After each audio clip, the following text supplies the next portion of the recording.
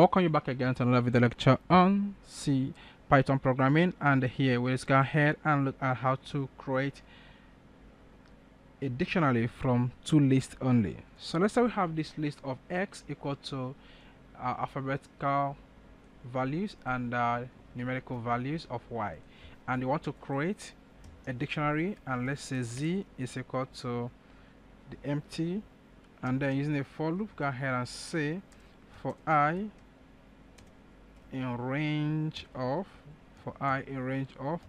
length of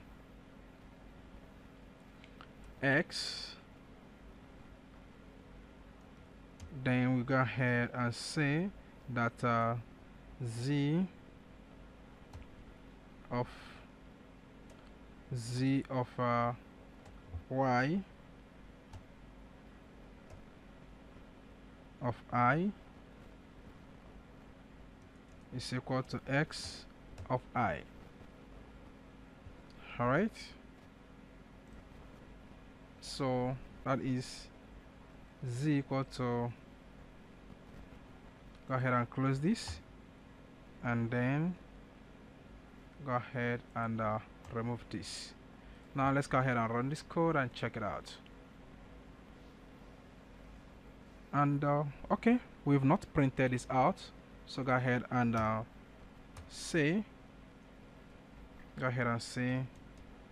print, I was very fast, print z, and then you go ahead and run this code and check it out. Can you see that? 1, it's printed A. 2, it's printed B. 3, printed C. 4, D, and 5, E. And now you can be able to create a dictionary. Now what if I show you there's another way you can be able to do this that is not exactly this? How can you do that? Let's go ahead and comment this and check it out. Go ahead and comment that, and go ahead and comment this.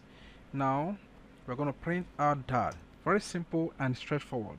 So that is by saying that z is equal to dictionary, that is dict, and then go ahead and pass in zip right in there. And once you pass in zip, you go ahead and pass in y and x, and that is all. Alright, what happened is that I commented the for. That is not, I don't need to comment the for loop because I just need only this. Alright, so go ahead and run this code and check it out, and you can see that the same result was gotten here. Go ahead and drag this down out. So this is what I wanted to replace, and I commented the for unknowingly.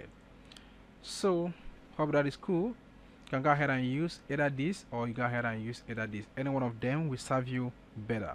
Okay, and the code is just ready before you. Go ahead and put that down on your own system, play around with it, and in case if you have any problem, go ahead and use the question and the answer section, and I'm going to get back to you as soon as possible. Thank you so much, and I'm going to see you in the next video lecture.